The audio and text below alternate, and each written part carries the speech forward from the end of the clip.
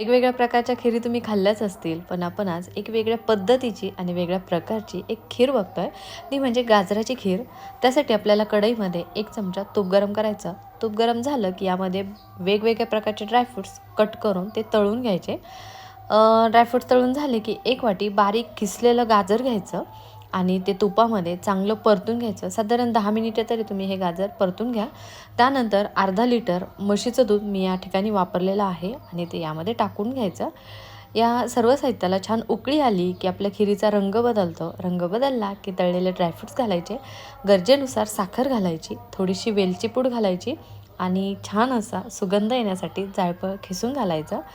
तुम्ही जर अशी खीर बनवली तर तुमचं कौतुक 100% होणार आणि ही तेवढीच टेस्टी लागते. त्याचबरोबर ही थोडीशी सीझनल आहे, त्यामुळे गाजराच्या सीझनमध्ये तुम्ही अशा पद्धतीची गाजराची खीर नक्की बनवून बघा आणि कशी झाली ते आमच्याबरोबर शेअर करा.